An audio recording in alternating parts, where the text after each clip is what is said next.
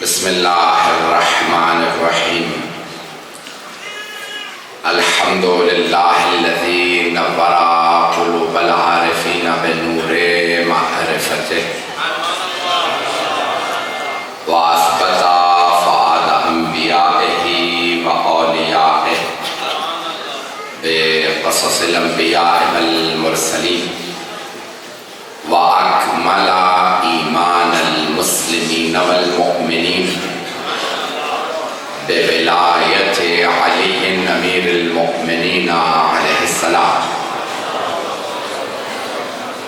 والصلاة والسلام والتحية والإكرام على أفضل الموجودات العبد المؤيد والرسول المسدد المصطفى الأمجد المحمود الأحمد أعني أبا القاسم محمد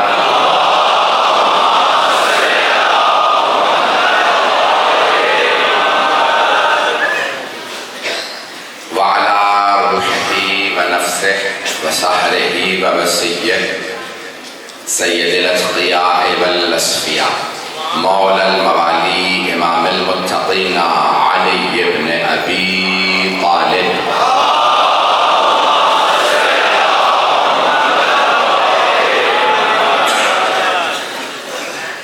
وعلى اوصيائه لا سيما بقية الله في الارضين روحي وارواح العالمين لتراب مقدمه الفداء واللعنة الدائمة على أعدائهم أجمعين من الآن إلى قيام يوم الدين أما بعد فقد قال الله الحكيم في كتابه الكريم بسم الله الرحمن الرحيم الذين ينفقون في السراء والضراء والكاظمين الغيظ والعافين عن الناس والله يحب المحسنين صدق الله العلي العظيم صلوات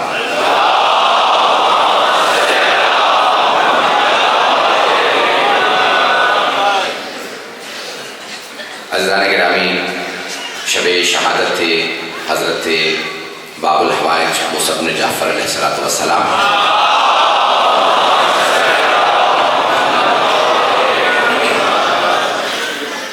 کوشش کروں گا جو بھی مطالب پیش کروں امام ہفتم علیہ السلام کی زندگی سے متعلق پیش کروں مولا ہی کے فضائل اور مولا ہی کے مسائل کو پیش کروں گا یوں تو ہم 12 اماموں کے ماننے والے ہیں اس لیے ہر امام کی پوری زندگی بیان کرنی چاہیے ان کے فضائل کو بھی بیان کرنا چاہیے ان کے مسائل کو بھی لوگوں کے پاس ایک ایسا امام نہیں ہمارے پاس 12 ہیں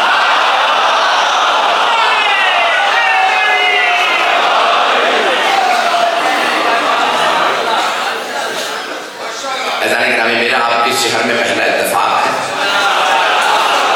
وہ کہ میرا ننہال سرگودا ہی سے ہے لیکن میری پیدائش سے پہلے میرا ننہال لاہور منتقل ہوا اس کے بعد میرے والدین برطانیہ چلے گئے تھے میں وہیں پلا بڑا ہوں میرا پہلا اتفاق ہے لیکن ہمارا رشتہ بہت پرانا ہے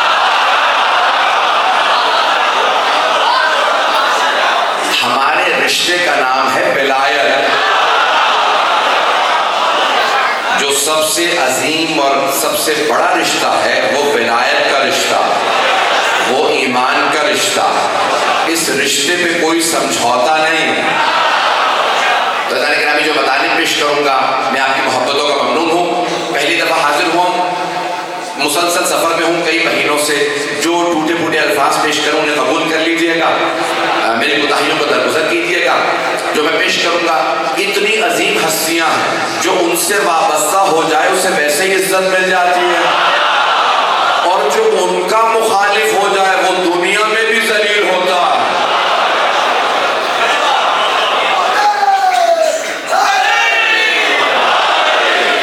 اور آخرت میں بھی جہنم میں جاتا ہے اس لیے آل محمد سے کبھی بھی کوئی مقابلے میں نہ آئے اگر چاہ نہیں سکتے تو مخالفت نہ کرو میں جملہ کہہ رہا ہوں پاکستان میں کبھی بل پیش کیا گیا تو بل پیش کرنے والوں کو میرا صرف اتنا مشورہ ہے کہ اگر تم چاہ نہیں سکتے، محبت نہیں کر سکتے تو مخالفت نہ کرو۔ کس دشمن اہل بیت کا دفاع کرو گے؟ کیا یزید کی بھی حمایت کرو گے؟ رضوان گرامی، میں جو پیش کروں گا قبول کر لیجیے گا۔ میں حضرت باب الحوائج، ہمارے 4 باب الحوائج حضرت عباس علیہ السلام ہیں اور حضرت مسلم ابن عقیل ہیں، حضرت علی اصغر ہیں، اور سب سے بڑے باب الحوائج حضرت امام موسیٰ کاظم علیہ السلام۔ امام کی خوشنودی کے لیے بابا غلط صدات ہے۔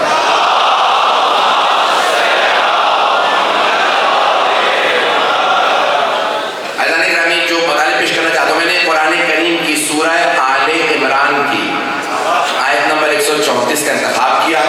آیت نمبر 133 34 دونوں معصومین سے متعلق ہیں۔ وَسَارِعُوا إِلَىٰ مَغْفِرَةٍ مِّن رَبِّكُمْ، جلدی کرو اپنے رب کی مغفرت کی طرف، وَجَنَّةٍ، اور جنت کی طرف، عَرْضُهَا السَّمَاوَاتُ وَالْأَرْضُ، جس جنت کی چوڑائی پوری زمین اور آسمان کے برابر، وَأُعِدَّتْ لِلْمُتَّقِينَ، جسے متقین کے لیے سجایا گیا۔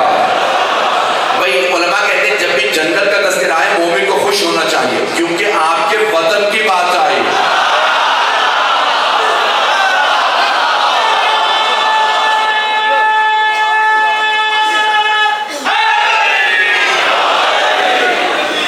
چلتے رہیے گا میرے ساتھ۔ تو جنت کی جب بھی بات آئے مومن کو خوش ہونا چاہیے، اس کے وطن کی بات آئی ہے۔ وطن اصلی جگہ کو کہا جاتا، مومن کی اصلی جگہ دنیا نہیں جنت ہے۔ عزیزان گرامی، یہ مؤمنین کے لیے سجائی گئی ہے۔ اعدت للمتقین الذین ينفقون فی السراء والضراء۔ اب آئیں، اچھے وقتوں میں تو سبھی راہ خدا میں خرچ کرتے ہیں۔ یہ آیت کیا پیش کر رہی ہے؟ اللہ فرما رہا ہے الذین ينفقون، جو انفاق کریں، خرچ کریں، خیرات کریں۔ کب؟ فی السراء والضراء، اچھے وقتوں میں بھی برے وقتوں میں بھی۔ میری آواز تنگ تو نہیں کر رہی؟ اچھے وقتوں میں بھی خیرات کریں، برے وقتوں میں بھی۔ تو کوئی ایسی ہستیاں تلاش کرو نا جنہوں نے اچھے وقتوں میں بھی امت کو دیا ہو، اور ان کا برا وقت رہا ہو تب بھی عطا کیا ہو۔ ہمیں آل محمد کے سوا کوئی نہیں ملا کہ قید میں بھی ہو۔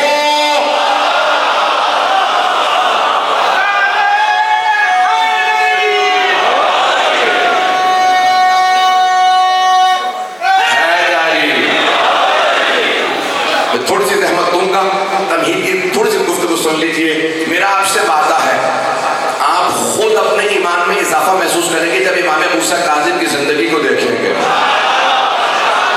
تو اب اللہ کہہ رہا ہے کہ اچھے وقتوں میں بھی راہ خدا میں خیرات کرتے ہیں، برے وقتوں میں بھی۔ برے وقتوں میں ہم نے ہر آدمی کو دیکھا ہاتھ روک لیتا، لیکن یہ آل محمد ہے، گھر میں فاقہ ہے، مقداد کے لیے کھانا ہے۔ میں نے نام بھی لے لیا، جناب امیر نے کہا مقداد دوپہر کی اس گرمی میں گھر سے باہر؟ کہ مولا بچے فاقے سے تھے اس لیے باہر آ گیا۔ کہ مقداد یہ کھانا لو، کھا لو۔ کہ یا علی میں جانتا ہوں سیدہ اور حسنین بھی بھوکے ہیں۔ کہ ہم مقداد نہ سیدہ برداشت کریں گی نہ حسنین کے مقداد کے بچے بھوکے رہے۔ تو کچھ ایسی ہستیاں ہیں نا جو خود فاقہ کرتی ہیں، امت کو پالتی ہیں۔ میں نے تو سب کے نام بھی نہیں لیے ہیں۔ حضرت خدیجہ فاقے سے ہیں، امت کو کھلا رہے ہیں۔ حضرت ابو طالب فاقے سے ہیں، امت کو کھلا رہے ہیں۔ صحابہ کھاتے تھے، یہ فاقے سے ہوتے تھے۔ توجہ، ایک جملہ کہہ رہا ہوں بہت معذرت کے ساتھ، مجھے بتایا شیعہ سنی مجمع مشترک ہے، جملہ سن لیجئے گا۔ امت کا، صحابہ کا آل محمد سے مقابلہ نہ کرنا۔ صحابہ ان کی خیرات پہ پلتے ہیں، یہ خیرات دیتے ہیں۔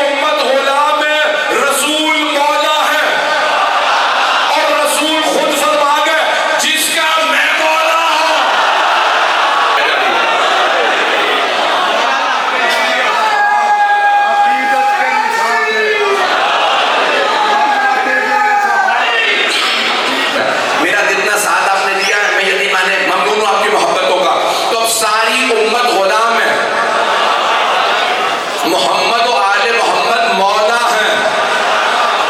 عربی میں کہتے ہیں مولا، فارسی اردو میں کہتے ہیں آقا.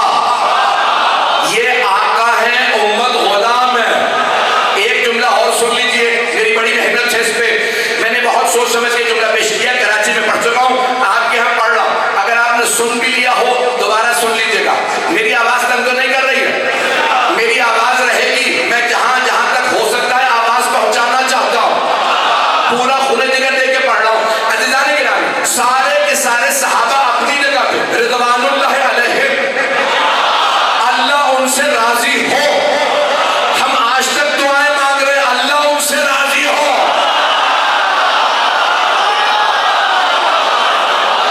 یہ دعا ہے.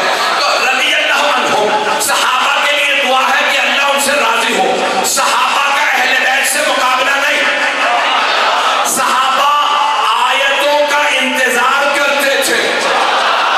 آیت آئے تو ہم عمل کریں. آیت آئی اقیموا الصلاۃ، نماز قائم کرو، صحابہ نے نماز پڑھی. وآتوا الزکاۃ، زکات ادا کرو، صحابہ نے زکات دی. آیت آئی وللہ علی الناس حج البیت من استطاع الیہ سبیلا، اللہ کے گھر کا حج واجب ہے جن کے پاس استطاعت ہو. جن صحابہ کے پاس استطاعت تھی وہ حج پہ گئے. رفتار زیادہ تو نہیں ہے. تو اللہ نے آیت نازل کی، یا ایھا الذین آمنوا کتب علیکم الصیام کما کتب علی الذین من قبلکم لعلکم تتقون. اے ایمان والو، تم پہ روزے لکھ دیے گئے جس طرح تم سے پچھلی امتوں پہ لکھے گئے تھے. صحابہ نے روزے رکھے. اللہ نے آیت نازل کی، ہجرت کی، صحابہ نے ہجرت کی. اللہ نے آیت نازل کی، جہاد کی، صحابہ نے جہاد کیا. تو صحابہ آیتوں کے انتظار میں رہتے تھے. آیتیں آئیں تو ہم عمل کریں.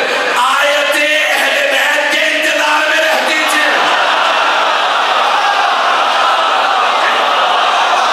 سارے مجمع کی توجہ. آیتیں اہل بیت کے انتظار میں رہتی تھی. یہ عمل کریں تو ہم نازل ہوں. یہ بستر رسالت پہ سوئیں تو ہم آئیں. یہ راہ خدا میں زکات دیں ہم آئیں. علی خیبر کا در اکھاڑے ہم آئیں. علی گھوڑے پہ سوار ہو دوڑائیں ہم آئیں. سیدہ راہ خدا میں روٹیاں دیں ہم آئیں. صحابہ کا اہل بیت سے مقابلہ نہ کرنا. صحابہ غلام ہیں، اہل بیت مالک ہیں.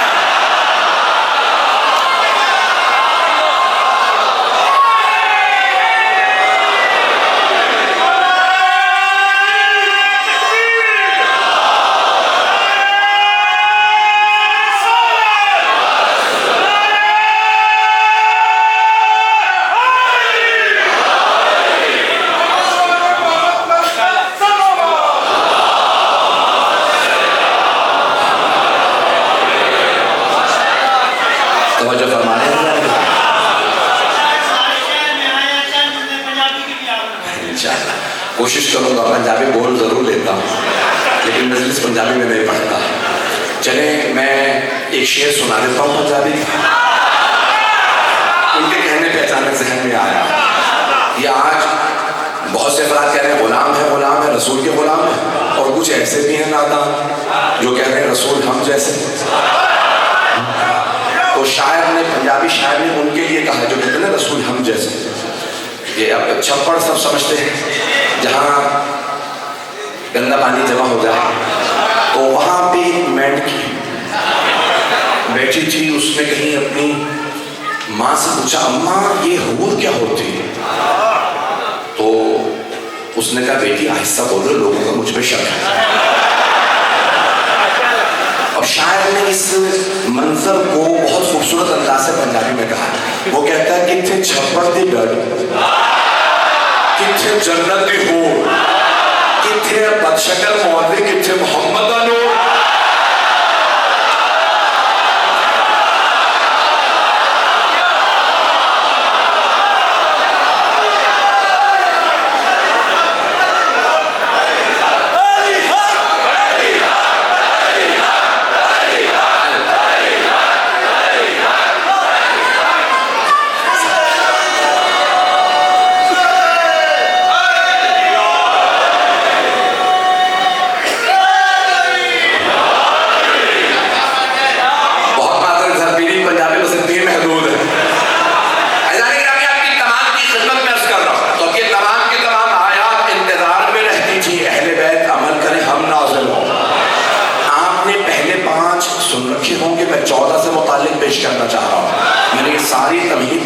ساتویں امام علیہ السلام کے.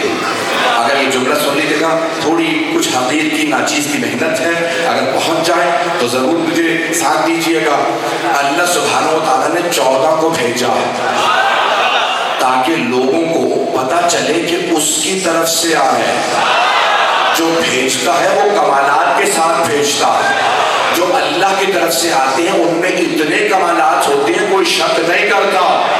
جو ان پہ بھی شک کرے وہ بدبخت ہوتا.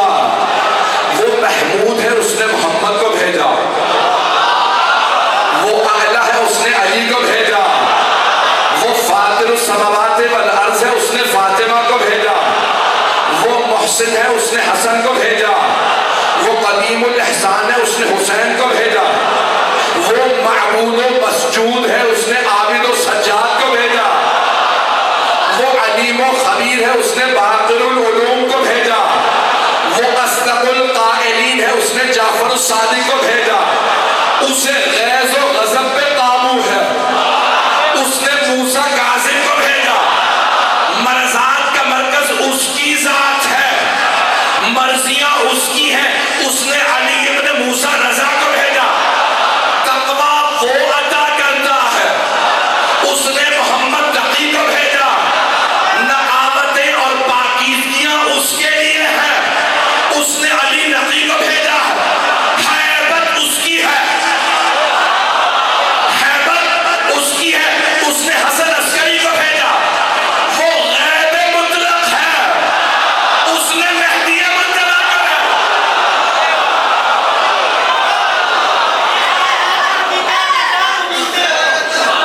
اس کے حیدر کی کہکشاں کو بنتے ہو, کہاں سے یہ انمول ہیرے چنتے ہو, اور ہے تمہاری آواز میں اتنی چاشنی کیوں کر حسن, لوگ کہتے ہیں کہ علی رضا رضوی کو سنتے ہو.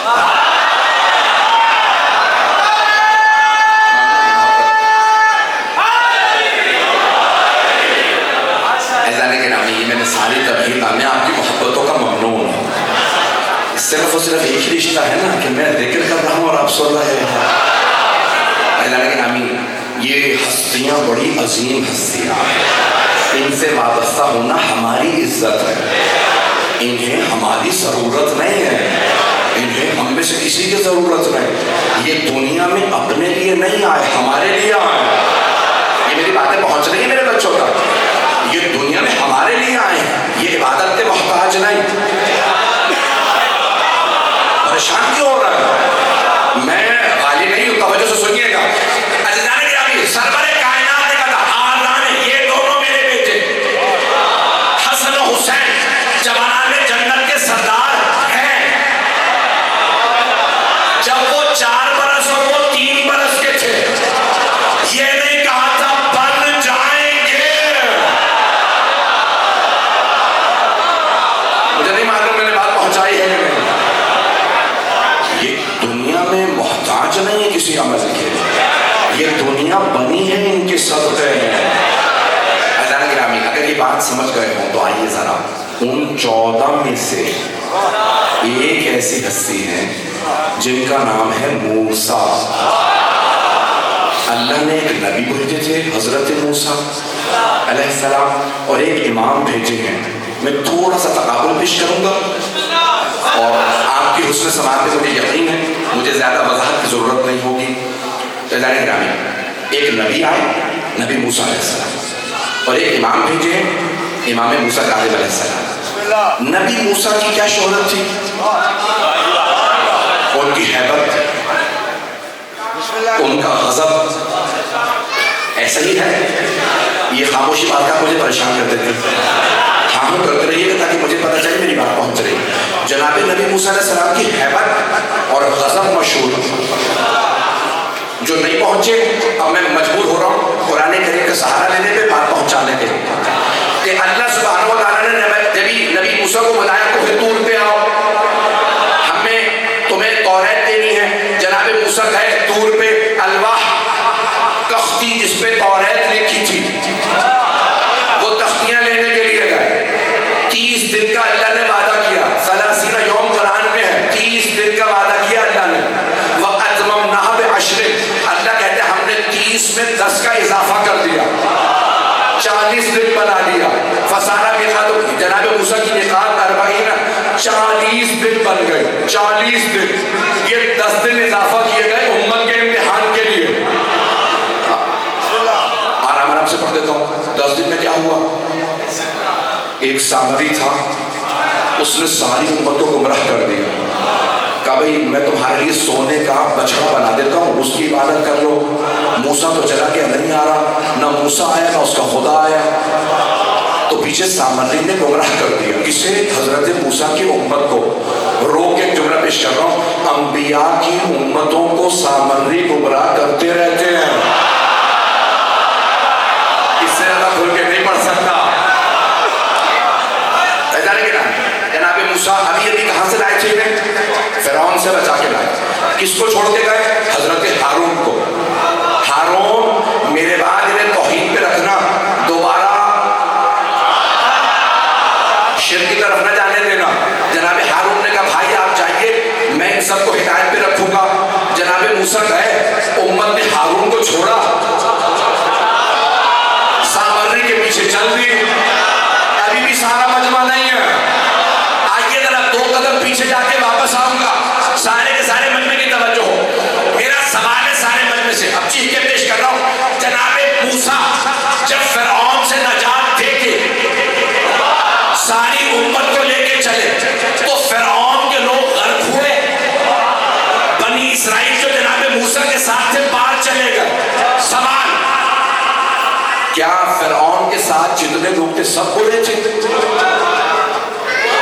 نہیں, ان میں کچھ اچھے بھی تھے.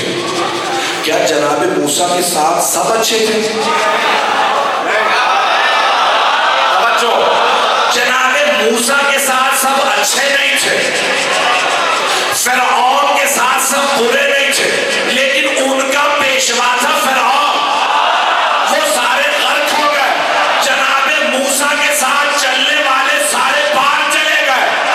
اب پتہ چلا اپنا کردار نہیں بخشواتا, پیشوا صحیح ہو.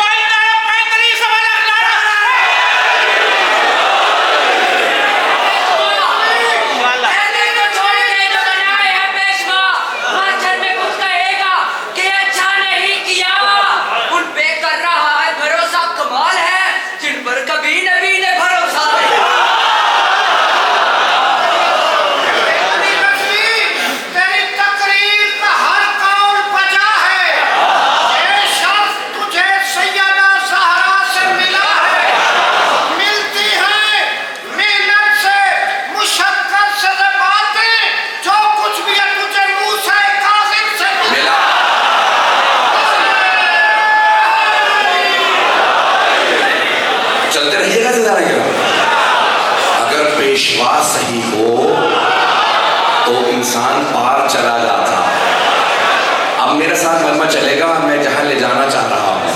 تو نبی موسیٰ علیہ السلام 30 دن کے لیے گئے تھے, 40 دن میں میقات پوری ہوئی. جب واپس آئے 10 دن میں امت گمراہ ہو گئی. حضرت ہارون کی نہیں مانی, سامری کے پیچھے چل دی. تو جناب موسیٰ واپس آئے, غضب کیا, ہاتھوں میں فَأَلْقَى الْأَلْوَاحَ, قرآن کی آیت ہے, جن لوح پہ تختیوں پہ توریت تھی گرا دی.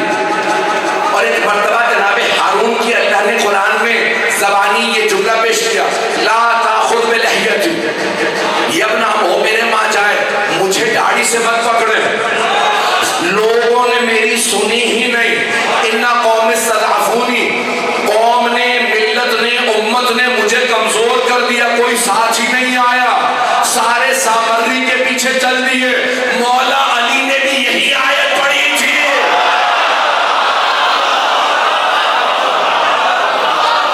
میری باتیں پہنچ رہی ہیں ذہن میں؟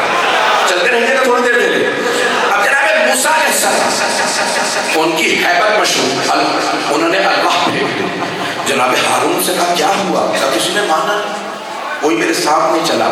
اللہ نے کہا میں نے ایک نبی بھیجا ہے جس کی ہے ہیبت, جس کا ہے غضب. اب مجھے امام بھیجنا ہوگا موسیٰ,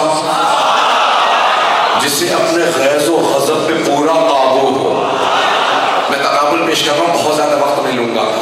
جناب موسیٰ کے زمانے میں ہارون بھائی تھے، حضرت امام موسیٰ کاظم علیہ السلام کے زمانے میں ہارون الرشید قاتل تھا۔ میری بات پہنچ گئی؟ ہارون قاتل۔ کیا درس ہے، کیا سبق ہے؟ نام سے دھوکہ نہ کھانا۔ کئی لوگ نام حسین رکھ کے آئیں گے اور کہیں گے میں صدام حسین ہوں، لیکن پہچان لینا یہ یزید ہے۔ میری باتیں پہنچ رہی ہے جانے کے بعد؟ بڑا درس و سبق ہے حضرت موسیٰ بن جعفر علیہ السلام کی زندگی میں۔ میں ممنون ہوں میری آپ ٹوٹے پھوٹے الفاظ کو قبول کر رہے ہیں۔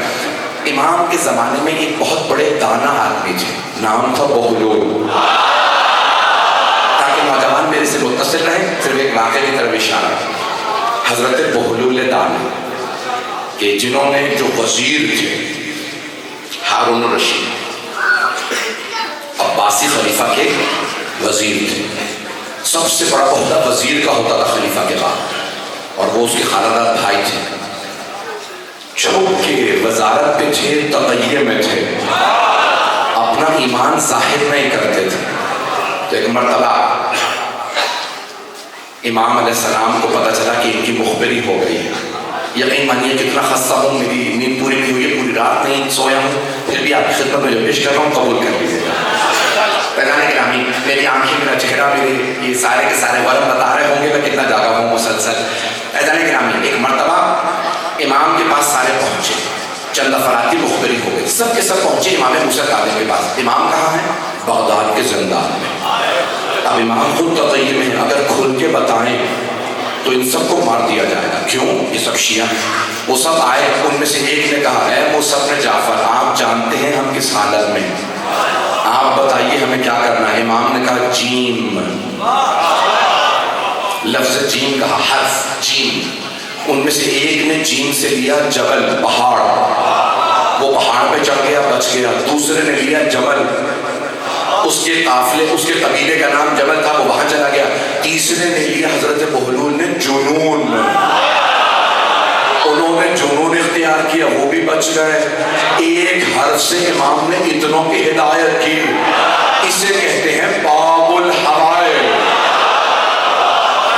بس بھائی میں نے بھی مکمل نہیں کیا، تھوڑی سی زحمت دوں گا۔ حضرت بہلول دانا وزیر تھے، کپڑے پھاڑے، محل چھوڑا، سڑک پہ سونے لگے، قبرستان میں سونے لگے، کوڑے سے روٹی اٹھا کے کھا لیتے۔ کوئی اتنی قربانی نہیں دیتا سوائے اس کے جو عشق آل محمد میں واقعاً دیوانہ ہو گیا۔ حضرت بہلول دانا نے فقر و فاقہ اختیار کر لیا اور جنون اختیار کیا کہ میں دیوانہ ہوں۔ پاگل بننے کے لیے سرٹیفکیٹ کی ضرورت نہیں ہوتی، حرکتیں کرنے لگے، ہر آدمی کہے گا یہ پاگل۔ ہارون سے کسی نے کہا یہ پاگل نہیں لگتا، کہا نہیں پاگل ہے۔ کہا کیسے؟ کہا کون محل چھوڑ کے سوکھی روٹی کھاتا ہے؟ تو کہا کہ میری طرف سے اسے چرگا بھجوا دو، جو مجھے بات پیش کرنی ہے وہ یہ نہیں ہے، سن لیجیے گا۔ حضرت امام نے اس کی ساتھ امام نے ہدایت کی، کہا اسے میری طرف سے چرگا بھیج دو بہلول کو۔ جب ایک سپاہی نے چرگا دیا نا، کہا بہلول قبرستان میں بیٹھے ہو، چرگا کھا لو۔ ہارون نے بھیجا، انہوں نے چرگا اٹھایا، کتوں کو ڈال دیا۔ سپاہی نے چیخ کے کہا او بہلول، خلیفہ نے چرگا بھیجا تھا، تو نے کتوں کو ڈال دیا۔ کہا آہستہ بولو، کتوں کو پتہ چلا وہ بھی نہیں کھائیں گے۔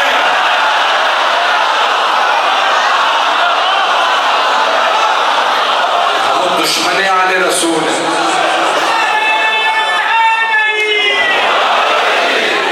جس بات کو مجھے پیش کر رہا ہے،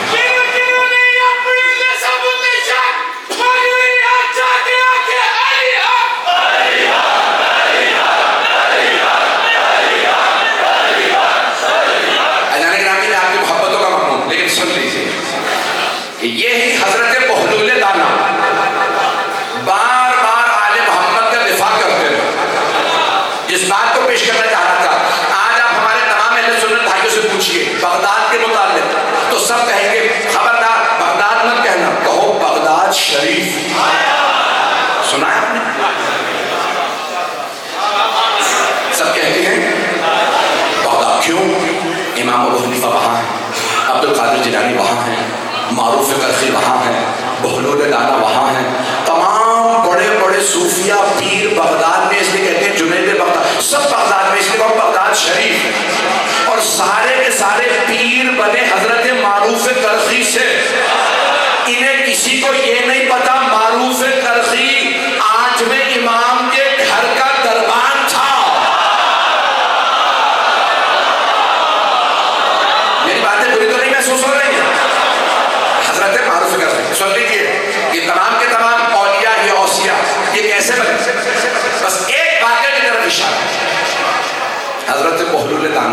زمین پہ بیٹھے کچھ لکیریں بنا رہے ہیں.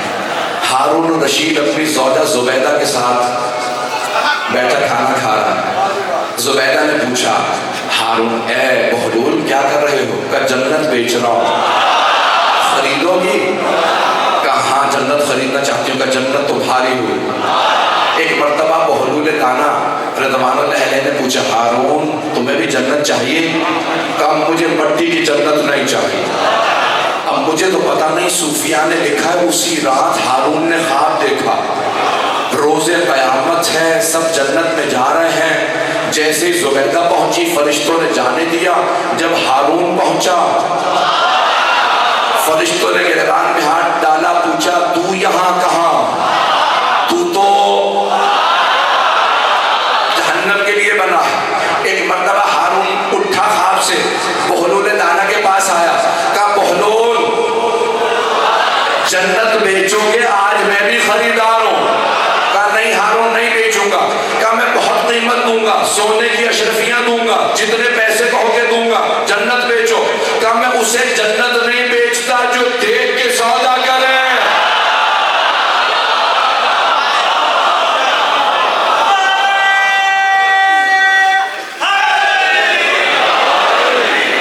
یقین مانیے میں جس زور سے پڑھ رہا ہوں مجھ میں بالکل طاقت نہیں ہے. یہ صرف آپ کی محبتیں بڑھوا رہی ہیں.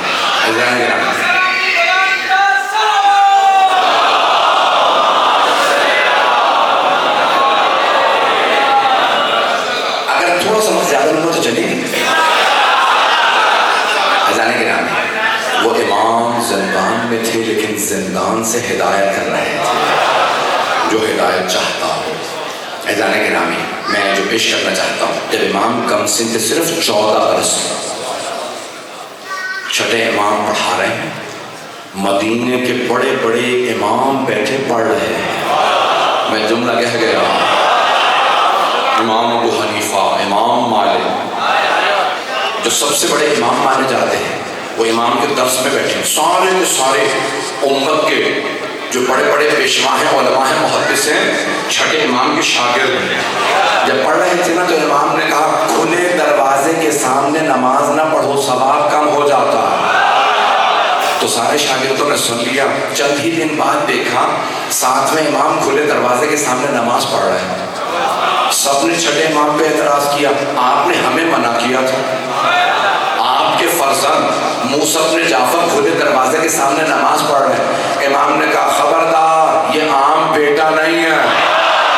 سوال ہو تو اسی سے پوچھو. پتہ نہیں مجمع ہے یا نہیں ہے. یہ عام بیٹا نہیں ہے اسی سے سوال کرو. امام نماز پڑھ رہے تھے سارے شاگرد اٹھے امام کے چاروں طرف بیٹھ گئے. جیسے ہی امام نے نماز مکمل کی سب نے اعتراض کیا فرزند رسول آپ کے بابا نے فرمایا کھلے دروازے کے سامنے نماز کا ثواب کم ہو جاتا ہے آپ یہاں نماز کیوں پڑھ رہے تھے؟ امام نے کہا سوچو ثواب کم کیوں ہوتا؟ کہ کیونکہ توجہ بڑھتی ہے. انسان کی اللہ سے توجہ ہٹ جاتی ہے. دروازے سے لوگ گزرتے ہیں کہ تمہاری توجہ بڑھتی ہے اس لیے تمہارا ثواب کم ہوتا ہے. جس اللہ کی میں نماز پڑھتا ہوں وہ میری شہرت سے زیادہ قریب ہے. تم میں ہم میں بڑا فرق ہے. تمہاری نماز اور ہماری نماز اور عزیزان گرامی موسیٰ بن جعفر علیہ السلام پڑھوں گا. یہ حضرت موسیٰ بن جعفر علیہ السلام بڑا مشہور واقعہ آپ نے سن رکھا. بشر لوگ بشر پڑھتے تھے لکھتے بشر ہی کی طرح سے بے شین رے بس زیادہ نہیں پڑھتا شاید بہت دیر سے لوگ بیٹھے. نام ہے بش اور مشہور صوفی ہے ہمارے بھائی کہتے ہیں بشر حافی. ننگے پاؤں رہنے والا بش بغداد کے نوابوں میں سے تھا. شراب کے نشے میں ایک جام اس نے باہر پھینکا. غلام اور کنیز بیٹھے تھے. کنیز سے کہا جا کے ایک جام لے کے آ. 7ویں امام کا گزر ہو رہا تھا. کنیز نے جام اٹھایا امام کو دیکھا چہرہ بہت پرنور. ایک مرتبہ رکی سلام کیا اے عبد خدا. اسے نام نہیں پتا تھا. امام کے القاب میں سے ایک لقب ہے عبد صالح. عبد صالح امام کے القاب میں سے کہا ہے عبد صالح آپ کی عصمت کو سلام. امام نے ایک سوال کیا, اس گھر میں رہنے والا حور ہے یا عبد؟ حور کہتے ہیں آزاد کو, عبد کہتے ہیں بندے کو. اس کنیز نے کہا کنیز تو میں ہوں, وہ آزاد ہے. امام نے فرمایا ہاں آزاد ہی ہے, اگر عبد ہوتا تو ایسا نہ کرتا. ایک مرتبہ کنیز واپس آئی, بشر نے پوچھا اتنی دیر کیوں لگائی؟ کہا ایک عبد صالح گزر رہے تھے, انہوں نے سوال کیا گھر میں رہنے والا حور ہے یا عبد؟ تو نے کیا جواب دیا؟ نشے میں تھا. کہ میں نے کہا حور ہے. انہوں نے کیا کہا؟ انہوں نے کہا اگر عبد ہوتا تو ایسا نہ کرتا. بشر کا نشہ اتر گیا, دوڑتا ہوا باہر آیا, لوگوں سے پوچھا عبد صالح کہاں؟ کہا اس طرف گئے ہیں. دوڑتا ہوا آیا, سوال کیا آپ نے میرے متعلق کیا کہا تھا؟ امام نے کہا ہمیں امیروں کا کوئی خوف نہیں, جو کہا تھا دوبارہ دہراؤں گا, اگر تو عبد ہوتا تو ایسا نہ کرتا. اس نے ہاتھ باندھ کے سوال کیا کیا میری توبہ قبول ہو سکتی ہے؟ میں نے اتنے گناہ کر دی. امام نے مسکرا کے دیکھا, کہا اے بشر تو وعدہ کر آج کے بعد گناہ نہیں کرے گا. میں وعدہ کرتا ہوں میں خود تیری شفاعت کروں گا, جو اتنے بڑے گنہگار کو بخشوا دے اسے موسیٰ کاظم کہتے ہیں. ایک مرتبہ بشر نے کہا میں نے توبہ کی, آج کے بعد گناہ نہیں کروں گا. لوگ پوچھتے بشر ننگے پاؤں کیوں رہتا؟ کہ جب عبد صالح نے ضمانت دی تھی تو میں ننگے پاؤں تھا. اب میں جوتے اس لیے نہیں پہنتا تاکہ یاد رہے میری توبہ قبول ہو گئی. ایسا نہیں کہ بس ایک آخری پہلو پیش کر رہا ہوں. اس کے بعد اگر جہاں تک سننے سے مسائل پڑھوں گا, میں ایک گھنٹہ سوچ کے نہیں آیا تھا. پہلا اتفاق ہے, میں جیسا پڑھنا چاہ رہا تھا ویسا نہیں پڑھ سکا. اسے قبول کر لیجیے گا, زندگی رہی, موقع ملا, پھر کبھی آیا تو انشاءاللہ تعالیٰ تفصیل سے پیش کروں گا. جانے گرامی, ہارون الرشید ملعون نے بہت امام کو اذیت دی. مسائل سے پہلے بس ایک بات کو سنیں. اور ایک مرتبہ اس نے اپنے ایک قاضی سے کہا, جج سے کہا امام پہ کوئی فتویٰ لگاؤ, میں زہر دے دوں. تو کیسے فتویٰ لگاؤ؟ اس نے کہا بھائی تم کسی خاتون کو ان کے زندان میں بھیج دو, ایک رات گزارے میں ان کے خلاف فتویٰ دے دوں. سارے سپاہی, واقعہ پورا سنیے. آپ کے ذہنوں میں جناب یوسف ہیں نا, جنہوں نے کیا دعا مانگی تھی؟ قرآن میں ہے رب السجن احب الی مما یدعوننی الیہ, پروردگارا مجھے زندان بھیج دے, میں ان مصر کی خواتین سے بچنا چاہتا ہوں. امام پہلے سے زندان میں انبیاء سے تقابل کر کے پیش کر رہا. میں نے جناب موسیٰ سے پیش کیا, اب جناب یوسف سے سن لیجیے. حضرت یوسف نے دعا مانگی پروردگارا زندان بھیج دے, میں مصر کی خواتین سے محفوظ رہوں. امام موسیٰ کاظم پہلے سے زندان میں. ہارون الرشید ملعون نے اپنے سپاہیوں سے کہا ایک بدکارہ کو بھیج دو. سارے کے سارے سپاہی آئے امام کے پاس, اس خاتون کو لے کے آئے. رات میں جیسے ہی خاتون پہنچی, امام نے کہا رک جا, میں پاک ہوں, قریب مت آنا, تو گنہگار ہے. اس خاتون نے جب امام کا چہرہ دیکھا کہ میں نے زندگی میں ایسا آدمی نہیں دیکھا جن کی آنکھیں چہرہ اتنا پرنور ہو. امام نے ہاتھ سے اشارہ کیا, سارے حجاب ہٹنے لگے, جنت نظر آنے لگے. جنت کی ساری مخلوقات نے کہا او کنیز خدا, یہ اللہ کا حجت ہے, یہ امام ہے, جنت اس کے صدقے میں بنی ہے, یہ ان 14 میں سے ہے, قریب نہ جانا, جنت ان کی مشتاق ہے. وہ بدکارہ رونے لگی, کہا ہے فرزند رسول کیا مجھ جیسوں کی بھی توبہ قبول ہوتی ہے؟ امام نے کہا تو وعدہ کر گناہ نہیں کرے, میں تیری شفاعت کروں گا. ایک مرتبہ وہ سجدے میں گر گئی, کہا پروردگارا میں نے ایسا انسان نہیں دیکھا. ساری رات سجدے میں رہی, سارے سپاہی آئے, کہا تجھے پیسہ کس کام کے لیے دیا تھا, تو سجدے میں کیوں ہے؟ اس نے کہا خبردار اب مجھے ہاتھ نہ لگانا, میری توبہ قبول ہو گئی ہے. پتہ نہیں بات پہنچی یا نہیں. جناب یوسف زندان گئے تاکہ بچ جائیں, اور موسیٰ نے جعفر زندان میں بدکاروں کو جنتی بنا دیں. زندان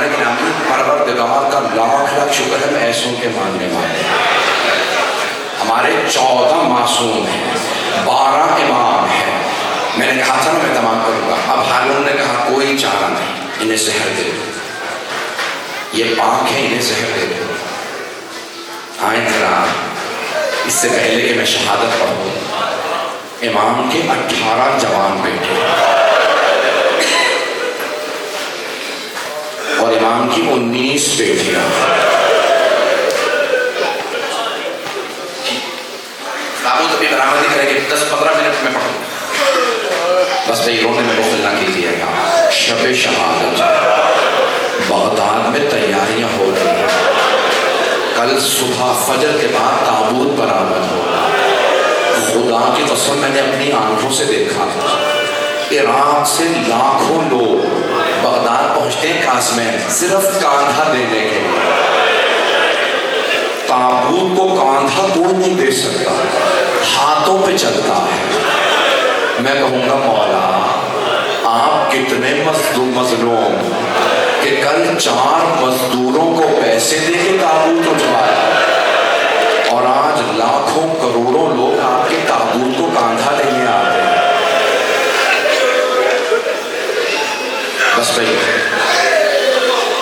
رونے میں بخل نہ کیجیے گا، میں پڑھوں گا آج تفصیل سے۔ امام کے 18 جوان بیٹے، سب سے بڑے بیٹے امام رضا علیہ السلام۔ کسی نے پوچھا مولا آپ گھر کے صحن میں کیوں سوتے ہیں؟ امام کے آنسو بہنے لگے، کہا میری ساری بہنیں ہر رات پوچھتی ہیں بابا کب آئے۔ آپ جانتے ہیں نا بیٹیوں کو باپ سے بڑی محبت ہوتی ہے، اور اگر باپ باب الحوائج ہو تو ہر بیٹی چاہتی ہے میں اپنے بابا سے ملوں۔ مجھے نہیں معلوم امام کتنے عرصے زندان میں رہے، روایات میں بہت اختلاف ہے، لیکن بعض جگہوں پہ میں نے دیکھا ہے کہ 14 برس زندان میں رہے۔ کہنا بڑا آسان ہے، کوئی 14 دن زندان میں رہے نا تو دل کمزور ہو جاتا ہے، اور اگر کوئی ایسا زندان میں ہو جسے پتا ہو میں ان 14 میں سے ہوں جن کے صدقے میں کائنات بنی ہے، لیکن امام کی زبان پہ ایک مرتبہ بھی شکوہ نہیں آیا۔ جانتے ہیں امام نے کیا دعا کی ہے زندان میں؟ امام کی دعا کے جملے، پروردگارا میں تیرا کیسے شکر ادا کروں، میں نے تجھ سے تنہائی مانگی تھی، تو نے ایسی تنہائی دی ہے کہ نہ سوائے تیرے کوئی اور، نہ سوائے میرے کوئی اور۔ امام زندان میں بھی مسلسل سجدے میں رہتے ہیں۔ ایک یہاں تک روایت میں ہے کہ امام کے ایک زندان میں ایسی کیفیت تھی کہ امام بڑے قد آور تھے، امام کا قد بڑا تھا، لیکن امام نماز کے لیے قیام نہیں کر سکتے، جھک کے نماز پڑھتے تھے۔ کیونکہ چھت اتنی نیچے تھی، امام سیدھے کھڑے نہیں ہو سکتے تھے، امام کو شکنجہ کیا گیا۔ جب آپ امام کی زیارت پڑھیں گے نا جو 12ویں امام نے پڑھی ہے، تو اس میں امام فرماتے ہیں السلام علی المعذب بقعر السجون، سلام میرے اس دادا پہ جنہیں زندان کی تاریکیوں میں شکنجہ کیا۔ اجرکم اللہ، آئیں بے پیش کروں۔ آپ جانتے ہیں نا عید پہ بیٹیاں تڑپتی ہیں بابا آئیں، ہر عید پہ بیٹی چاہتی ہے بابا خود آئیں۔ آپ کے بھی شہر میں رسم ہے نا، باپ عیدی دینے جاتا ہے بیٹیوں کو۔ اگر کوئی بھائی دیکھے کہ باپ نہیں ہے تو بھائی جائے اور جا کے بہنوں سے کہے بابا نہیں ہے لیکن میں آیا ہوں اپنے بابا کی نیابت میں عیدی دینے۔ اور اگر 28 عیدیں گزر جائیں، 14 سال میں 28 عیدیں آتی ہیں کہ ہر عید پہ بیٹیاں کہیں کہ ہمارے بابا کب آئیں گے عیدی دینے۔ عزیزان گرامی، امام رضا ہر بہن کو پیار کر کے کہیں میری بہنوں بابا کو تڑپ کے یاد کرتی ہیں، یاد رکھے ہمارے بابا بھی اتنا ہی ہمارے لیے تڑپتے ہیں جتنا بیٹیاں تڑپتی ہیں۔ بس میں زیادہ زحمت نہیں دوں گا، 5 سے 10 منٹ کی زحمت ہے۔ ما زال ينتقل من سجن الى سجن، امام کو ایک زندان سے دوسرے زندان میں منتقل کیا جاتا. ایک ملعون تھا سندھ بن شاہد کے نام سے, اس نے امام کو شدید ترین شکنجہ کیا. میں وہ جملے نہیں پڑھنا چاہتا, بس میں ایک جملہ کہوں گا. کچھ شیعوں نے درخواست کی ایک مرتبہ امام کی زیارت کروا دے. اس نے کہا نہیں زیارت, میں تمہیں زیارت نہیں کرواؤں گا. انہوں نے پیسے دیے, بس ایک مرتبہ. سامنے زندان کا جنگلہ تھا, دور امام تشریف فرما تھے. اس نے کہا دیکھ لو وہ تمہارے امام ہیں. ایک شیعہ نے رو کے کہا سامنے تو ایک کپڑا پڑا ہے. اس نے کہا وہ جو کپڑا پڑا ہے نا, اسی کے نیچے جو آرام کر رہے ہیں وہ تمہارے امام ہیں. اس نے پوچھا امام اتنے لاغر کیسے ہو گئے؟ کہا تمہارے امام کو پیٹ بھر کے کھانا نہیں دیا جاتا, روٹی کا ایک ٹکڑا دیا جاتا ہے. تمہارے امام کی ہڈیاں رہ گئی ہیں, گوشت ختم ہو گیا. مجھے معاف کیجیے گا اگر برداشت نہ کر سکے. یہاں پہ سادات بھی موجود ہوں گے. سیدوں سے ایک جملہ کہوں گا, کوئی رونے میں بخل نہ کرے. آپ جانتے ہیں نا جب کوئی قیدی مر جائے اس کی زنجیریں کاٹ دی جاتی ہیں. جب مزدور جنازہ اٹھا کے پلے بغداد پہ رکھ رہے تھے نا, تو ایک شیعہ نے سوال کیا بھئی اگر تابوت آئے گا, مجھے نہیں معلوم آج تابوت پہ زنجیریں ہیں یا نہیں ہیں. میرے بھائی کہہ رہے ہیں تابوت پہ زنجیریں ہیں.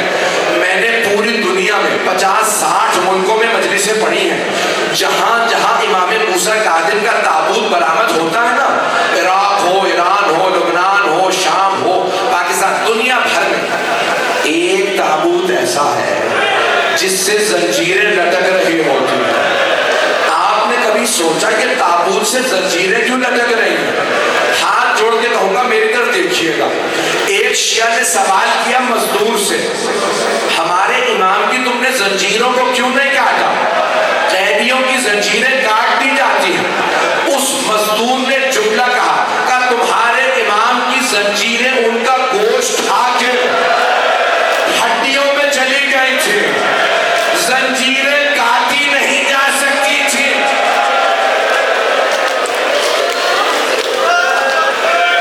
بس میں ہاتھ جوڑ کے کہوں گا لے کر دیکھتے رہیے گا, 5 سے 10 منٹ میں تابوت برآمد ہوگا. تابوت آنے والا ہے. ایک سوال کروں آپ سے, تاریخ میں 3 بڑے مظلومیت کے تابوت ہیں. پہلا تابوت مدینہ شہر ہے, تابوت کے سامنے مولا علی نے کاندھا دے رکھا ہے. تابوت کے پیچھے 2 بیٹے ہیں, نام ہے حسن و حسین. مولا علی تابوت کو لے کے چل رہے ہیں, آواز دیتے ہیں بیٹا حسن مجھے تابوت کے پیچھے آہٹ محسوس ہو رہی ہے. بیٹا دیکھو کون ہے؟ کہا بابا زینب آ رہی ہے. جناب مولا امیر نے فرمایا بیٹا زینب سے کہو گھر چلی جا. حسن زینب کو گھر چھوڑا. بیوی 6 برس کی ہے, مولا سے برداشت نہیں ہوا.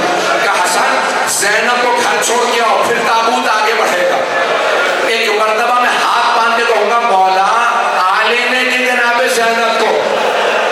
رات کا وقت ہے, مدینہ شہر ہے, ماں کا تابوت ہے, باپ کا سایہ ہے, بھائیوں کا ساتھ ہے, بیوی کے سر پہ برقع ہے.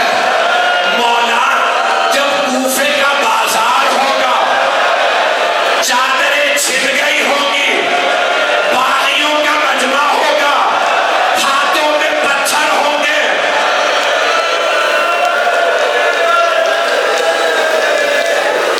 مولا کیسے آپ کی غیرت برداشت کرے گی جب آپ کی بیٹیوں کو کوفے شام کے بازاروں میں لایا جائے گا؟ اجرکم اللہ. بس بھائی 5 منٹ کی زحمت دوں گا, زیادہ نہیں. میرے ساتھ چلیے گا, ہاتھ جوڑ کے پیش کر رہا ہوں. عزیزان گرامی, دوسرا تابوت کس کا؟ میں نے کہا نا 3 تابوت ہیں بڑے مظلومیت کے. دوسرا تابوت دمشق شہر ہے, شام کا شہر دمشق. ایک قیدی ہے, گلے میں طوق ہے, ہاتھوں میں ہتھکڑیاں ہیں, پاؤں میں بیڑیاں ہیں, چھوٹی سی بہن کا تابوت ہے. تابوت اٹھا کے بھائی کہہ رہا میرے 72 کے شہداء کے لاشیں اٹھانے والے بابا, اپنی بیٹی کا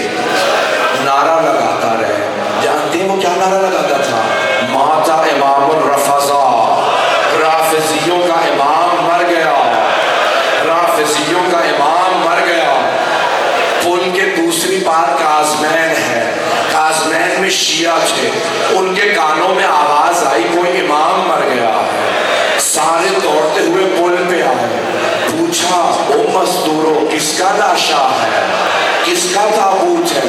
کہا تمہارا امام مر گیا ہے۔ ایک شیعہ آگے بڑھا کہا ہمارے امام مرتے نہیں ہیں، ہمارے امام شہید ہوتے ہیں۔ کہا نہیں تمہارا امام اپنی موت مرا۔ ایک جملہ پیش کروں، ہاتھ جوڑ کے پیش کر رہا ہوں، مجھے معاف کر دیجیے گا۔ شیعہ آگے بڑھا، اس نے کفن کے بند کھولے، کہا مولا مجھے معاف کر دیں لیکن خود بتائیں آپ طبیعی موت مرے ہیں یا قتل کیا گیا؟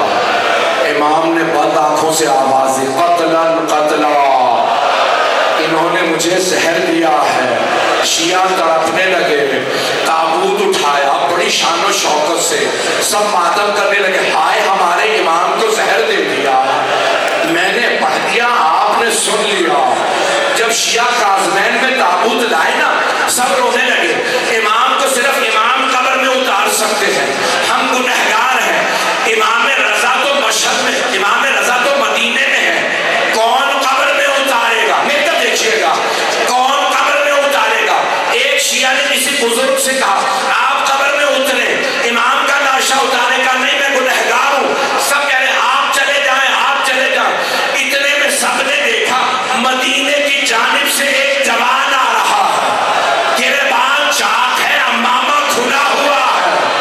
وہ جوان آگے بیٹا دیکھے گا، وہ جوان آگے بڑھا، اپنے آپ کو تابوت پہ گرایا، سینے سے سینہ ملایا، رو کے کہنے لگا بابا میری بہنیں انتظار میں تھی، بابا معصومہ کہتی تھی ہمارے بابا آئیں گے، بابا رات میں نے بتایا ہم یتیم ہو رہے ہیں۔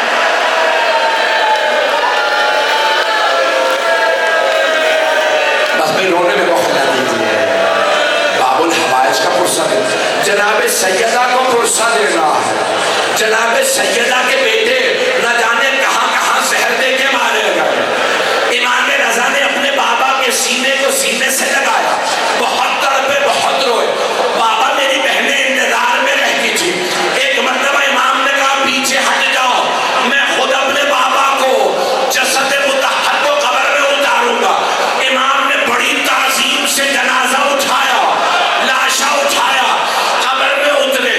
میں ہاتھ جوڑ کے کہوں گا مولا، اے امام موسیٰ کاظم، مولا آپ کو پھر بھی تابوت ملا، بیٹے کا سہارا ملا۔ مولا کربلا میں ایک لاشا دھوپ میں پڑا تھا، لاشے پہ گھوڑے دوڑائے گئے، ایک جوان بیٹا روتا رہا، پھوپھی اماں خدا کسی غیرت مند بیٹے کو ایسا وقت نہ دکھائے، جوان بیٹا ہو، بوڑھے باپ کا لاشا دھوپ میں پڑا ہو، ٹاپوں کی زد پہ ہو۔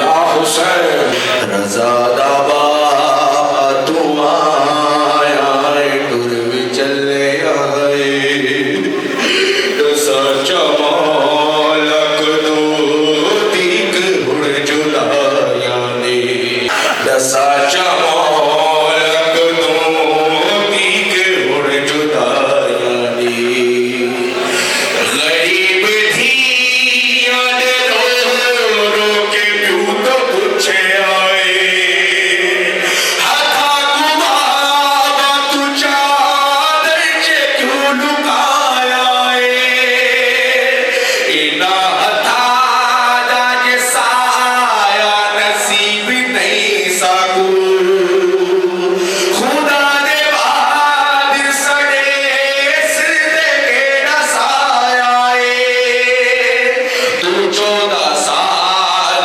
پچھوں